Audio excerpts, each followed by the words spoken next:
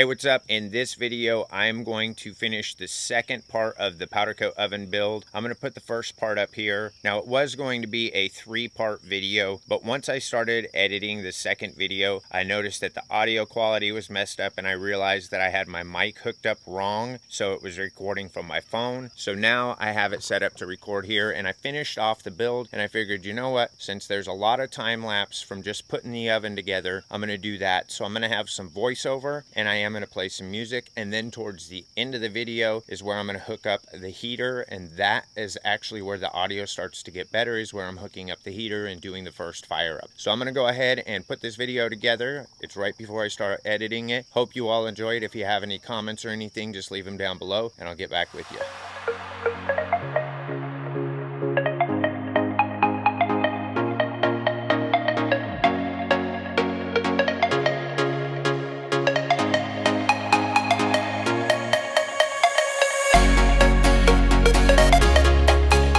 So I went to Lowe's, got the metal I need. I even got those track pieces. That way hopefully it'll be a little bit easier and less time consuming when putting it together. I'm excited about that. Lowe's didn't have any more of the rivets that I want, which are 3/16 inch diameter by 1/8 inch grip, as I showed you before in the previous video. If you didn't check out the first video, I'll leave a link up here if I can remember to. That way you guys can go ahead and check that out. That way you can watch the whole series. The rivets are gonna show up tomorrow. I still have about $1,300 worth of the metal to get to skin it, about $800 to $900 for insulation. There's gonna be $100 for the PID controller, $30 to $40 for the piano hinge for the door, as well as a few other things. I wanna reinforce the area where the door is gonna be, so I'm probably gonna put some angle iron there, and the door is actually gonna be hinged on some angle iron is kind of what I'm thinking, but I'm gonna have to see kind of what the whole price is for that and kind of figure it out there. But that's what I think I'm gonna do to reinforce the door. That way it can hold the weight of it, since it is 6 foot long and 8 foot tall. I might jump to making some of the parts here in a minute, but I'll probably come back tomorrow when I've got the rivets that I need. That way I don't need to stop in the middle of it. I maybe have enough rivets to do 15 to 20% of the framing, so I'll run out pretty quickly. There's just really no sense in continuing to go if I know I'm gonna run out of rivets quickly.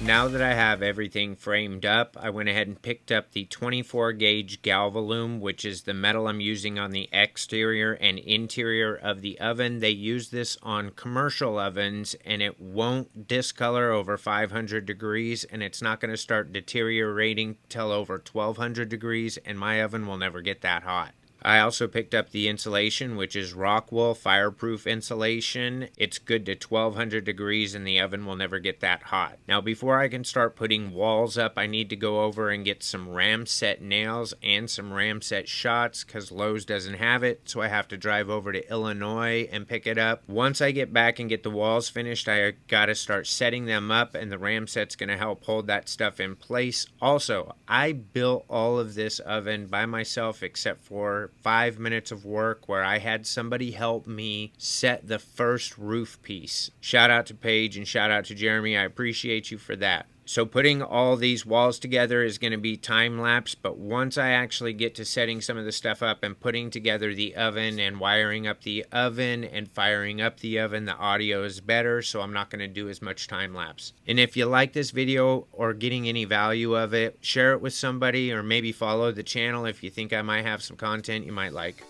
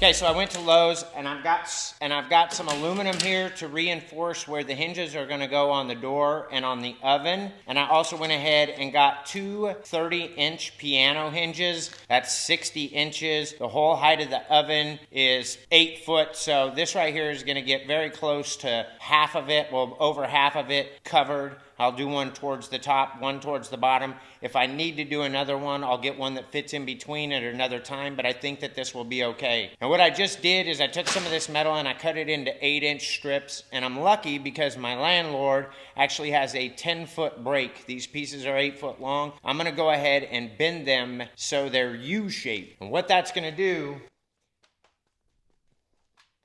is it's gonna cover this and make it look better and also reinforce it. I'm gonna take the U-shape, put it over this rivet on the inside and on the outside. Then over here, I'm gonna take the U-shape and I'm actually going to put the aluminum angle right where the hinge is gonna be. Then I'm gonna take the U-shaped piece and put it over it so it's nice and clean and covered up, and then the reinforcement is underneath it. I'm going to do the same thing on the door as well. This is what each side of the door looks like now. At least it will be reinforced, and then each end will be capped. The caps will also help when I attach the latches, which I do still have to order. I totally forgot about that. But I'm gonna be completely honest. When this is all said and done, without the latches, I can fire it up. There's no way that it is going to blow that door open at all. So I will get the latches, but if they don't get here in time, I'm still gonna fire it up. Long way to go. I need to go over to my landlord's and I need to bend these up. I may not have enough of the material now. I might need to get a few more pieces, but I do plan to bend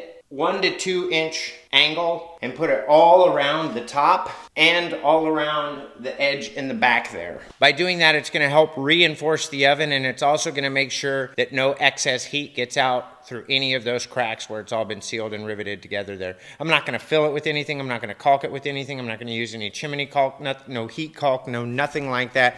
I'm literally just gonna put those pieces up there and rivet them. It will reinforce the oven and make it a bit stronger, as I said, but it will also stop any heat from escaping out of there. Let me see if I can take you over, bend these up. I don't have the truck, so I'll probably have to carry them over a piece at a time. I might only show bending 1 or 2 up, and then I wanna get to installing them, so then I can install the door, because once the door is installed, then it goes to, and that same panel on the inside of the oven over here, aside from getting those up and the door, a little bit of insulation along the top, and then I can throw those other 2 top pieces on there. And then I hook up the PID controller, the thermostat, and the heater. It's ready to go. I should be ready to hook up the heater and the PID controller in the next 3 or 4 hours, I would suggest, depending on how long it's gonna take to put the door on. I'll show you guys the door and how it's reinforced. Let's get it.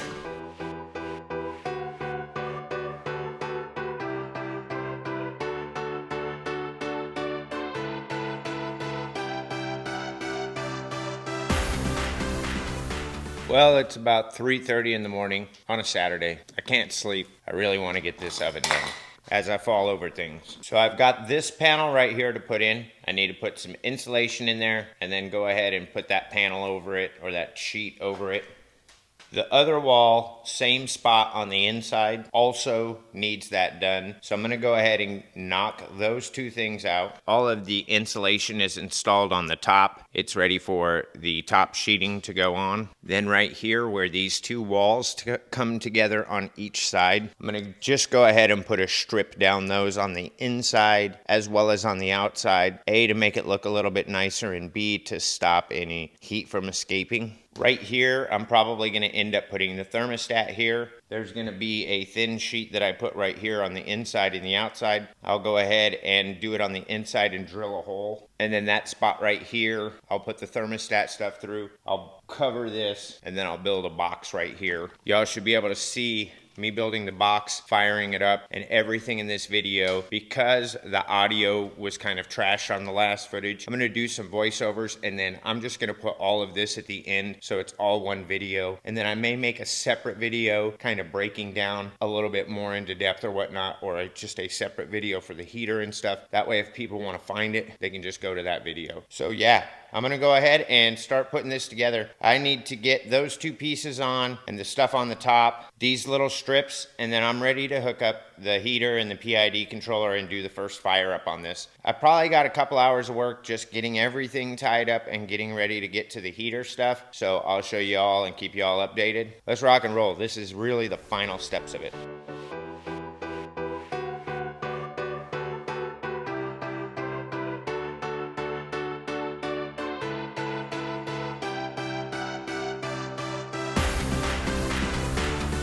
So it's time to fire up the oven and do the first cycle, but first I want to show you how I wired this up.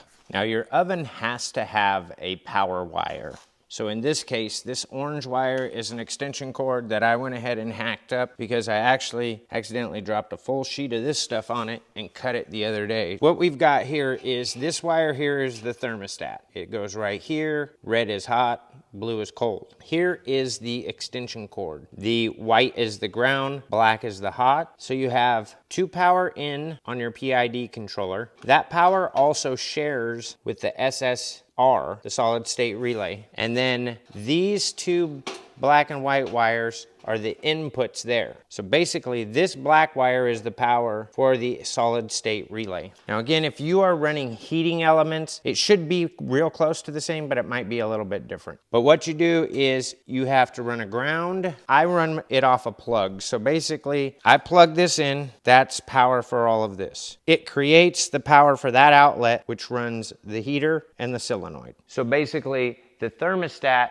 needs to tell the PID controller when to turn on. And the PID controller tells the heater, the Mr. Heater, and the solenoid when to turn on. So typically you turn on your propane, it goes to your Mr. Heater, you plug in your Mr. Heater, it lights up. Well, in this case, you need to keep your propane on. You need to be able to stop it when the oven is at temp. So this old US solid solenoid I've been using for years, this right here has to get power. Now, when I first bought it, I didn't realize that it needed just a small amount of power. It's 12 volt. So if you hook it up to regular plug-in outlet, you're gonna smoke it. So what I did is I have it wired up to a phone charger that reduces the voltage that's coming out. That way I'm able to power it. Well, that phone charger needs to plug into something, so it plugs into this extension cord. The heater, it has to plug into something. It plugs into this extension cord. So what happens is this power that is coming into the box is being regulated by the PID controller. It's saying, yo, this solid state relay is gonna hold this power, and only when we tell it to give it temp is it gonna turn that power on. Well, that power happens to be this plug outlet with my extension cord in it, so it turns it on. Let me show you how it works. I was gonna put a switch in it. I don't think I'm gonna do that now, but I possibly might. The orange extension cord for the oven, when I plug it in, it's gonna turn the PID controller on over here. That PID controller's on, and it's saying, yo, we need heat. And as you can tell, it turned the heater on. If we come around here, you can hear and see the flame that's in there.